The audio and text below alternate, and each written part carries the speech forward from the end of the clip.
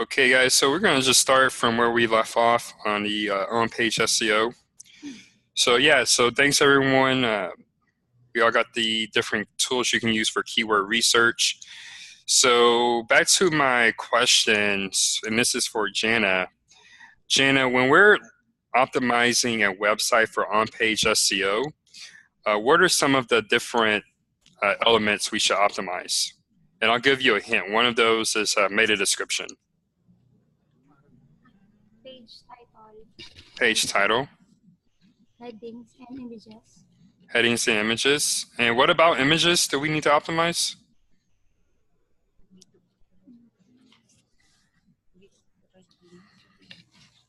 You need to put the right description on the image. Right description. So how do we optimize the image with our keyword? The file name and the tag. File name and what type of tag?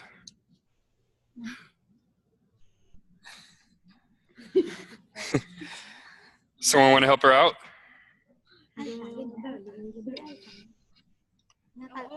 Not alt tag. Say it one more time. Alt tag. Alt tag. Very good. Alt tag. Very good. Very good. Yep. Those are the main elements that we will optimize for on page. To add to that, we also want to look at the schema. So that's more technical SEO, but something that we should also be looking at. But yeah, good job, Jenna. And then for, once we know our keywords and we optimize for SEO, those are great. But we have to make sure that we have targeted high quality content. We need to make sure that our content on our website is better than our competition and any other websites that are ranking. And so when I say targeted, I mean, you have to know your customer, know the person who is reading your content, and be able to address their needs. So a little bit more about keywords. So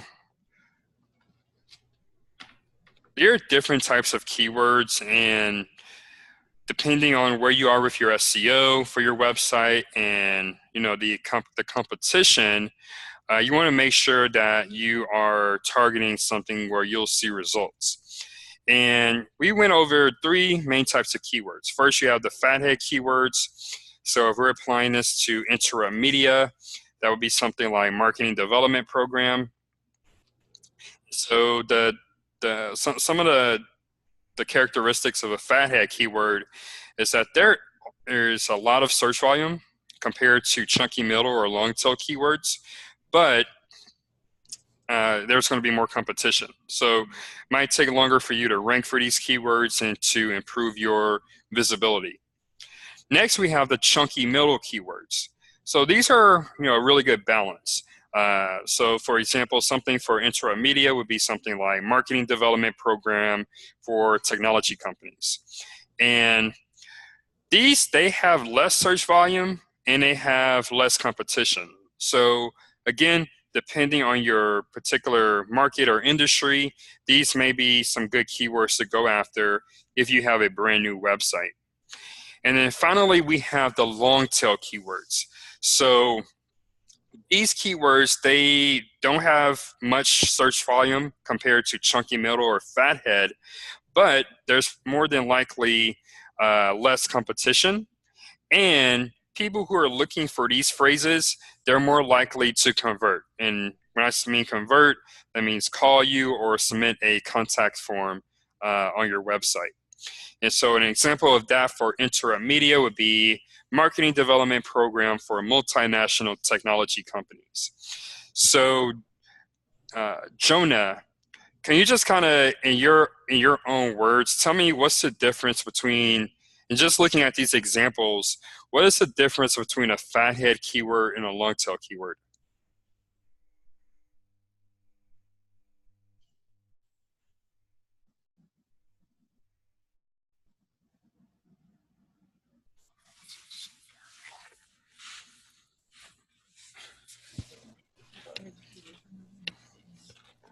Fathead keywords is more in general, while long tail Specific. Very good, very good. That's pretty much it. Long tail is very specific, very focused on one particular type of customer and one particular type of service or offering. So very good.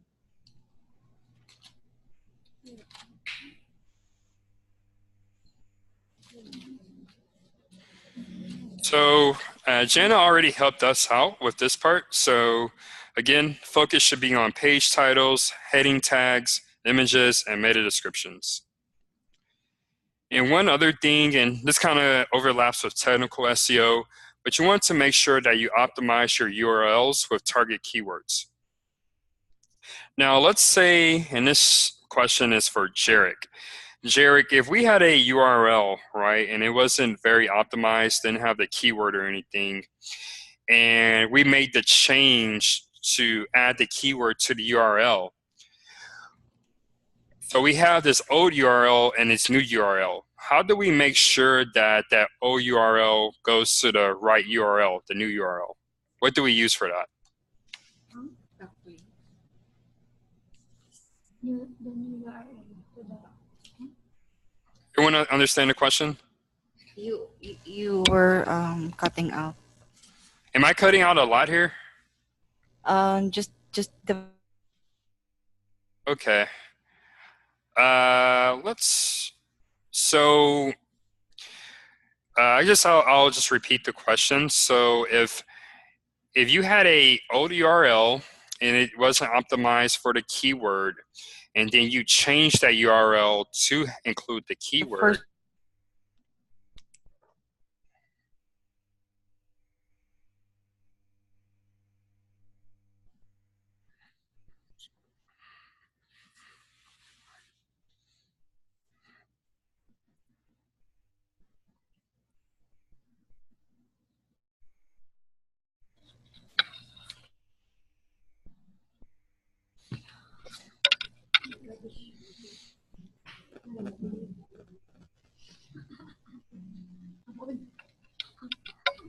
Okay, guys, I just changed my internet connection. Can you hear me now?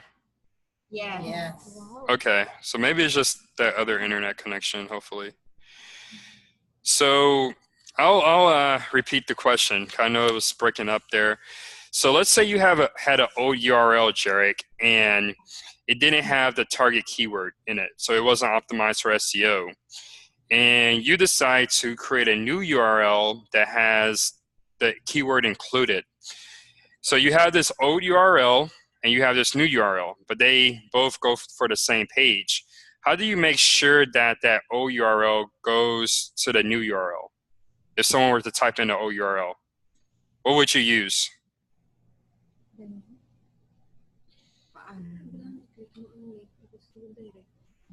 Did you understand the question? Yeah. Okay. ang una URL hindi connected sa imo na ano. Ang una URL hindi connected sa Are you asking where we are going to change that? No, what is it called? You have to set up something to make sure the old URL goes to the new URL. to the new link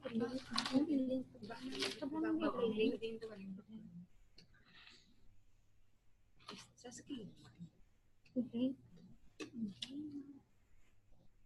That is part of the technical SEO. Yeah.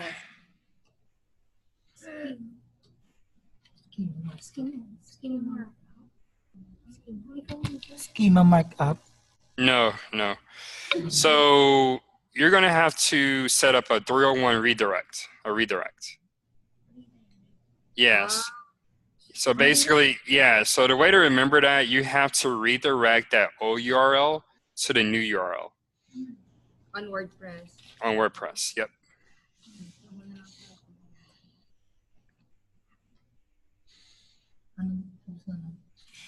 For working. So can someone tell me what is a customer avatar? It's the profile of your customer. Exactly. So, yeah, so when you're putting together content, and this is still related to on-page SEO, and this actually should be the first step, so you know what content you should write and what keywords you should target.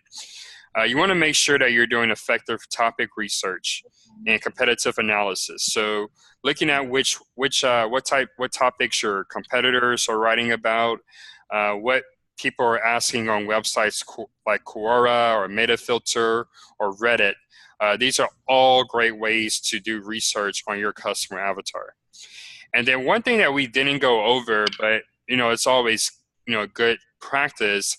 If you know someone who falls in your target market, feel free to interview them, see what their pains, what their joys are, what their problems are, and that way you have like the primary research on what topics you should write about. You can write in the voice of your target customer. What was the name of the tool or the website to do this? Yes. Yeah, they're all right here. So Quora, Metafilter, and Reddit. Yeah. So once you know which topics you want to write about, then you want to make sure that you have keywords that you can map those topics to. And remember, we went over what's called a keyword map. So basically, you'll have a column with your different topics, and then you'll have a few columns in an Excel sheet that maps to that particular topic, different keywords. Next, technical SEO.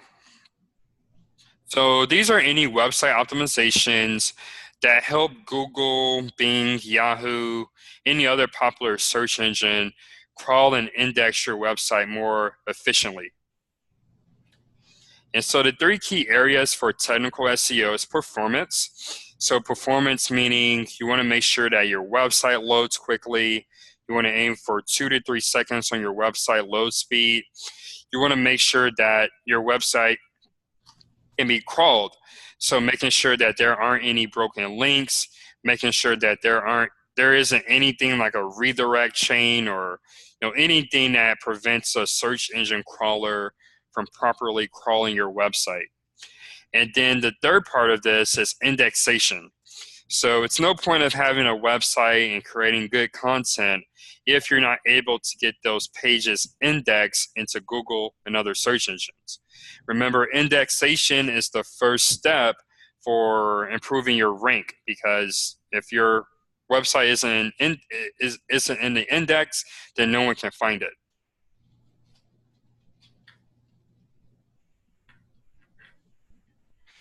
So we've already talked about this a bit, but these are some of the areas to focus on for technical SEO. So you want to manage your broken links, and you can do that with Screaming Frog, and we'll go into that in the second part of this session. You want to manage your sitemaps, and you want to ensure that your robots.txt file is correct. Now, luckily, we all know about Yoast, the Yoast WordPress plugin. It'll pretty much do this for you, but you just need to make sure that those are in order. And as you all know, you can also use Yoast for some of the on-page SEO things we talked about before. You also have site security. So if someone comes to your website and they submit their email, or if you're an e-commerce website and you sell different products, if they submit their payment information, will their information be correct, or secure? And the way you can do that is through a SSL certificate. So this adds an extra layer of security to your website that makes it more difficult for hackers to hack your customers or your users' information. So when you hear about identity theft, this is one way that people get their identity stolen through online transactions. So very important that you secure your website. There's also another plugin, a WordPress plugin called WordFence, and this just adds more security to your website. So if you're not using this on your websites, it's a free plugin. They have a free option. You can actually install it, and your website will be more secure. Number 5, site mobility. So as we all know, I'm sure you all at some point today have used your mobile phone for something. So you want to make sure that your website is mobile friendly, meaning if someone looks at it online on their mobile phone, that Everything looks correct. There's nothing overlapping, and it's easy to use. And then finally, page speed. And so this falls under the category of performance. So making sure that your website doesn't take 10 seconds to load. So funny enough, I was looking at this website earlier this week, and the website took about 5 minutes to load. Can you believe that? And yeah, I'm just sitting there. I was like, okay, should I go take a restroom break and come back? Maybe it'll finally load by then. But yeah, if you see any issues like that, you want to make sure that you work with a developer to fix those issues. So question for Dea. Dea, what is a robots.txt file?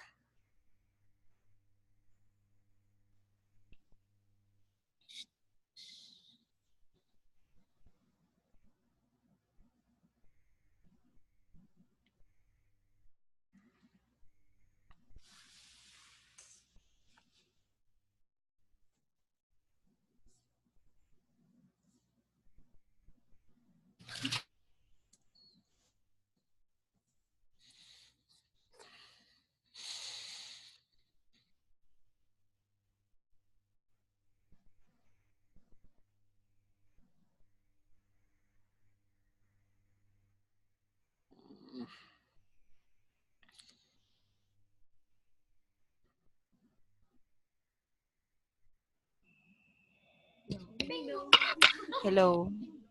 Hey, I'm not sure what happened there. What was the last thing everyone heard? When your question, actually, before we experience internet problem, there's a message on your screen. Does that come up to you also? It says your internet connection is unstable. No, I'm not seeing that. Sorry, the problem. I'm not sure. Yeah, maybe they're still sorting some things out. I don't know with the electricity.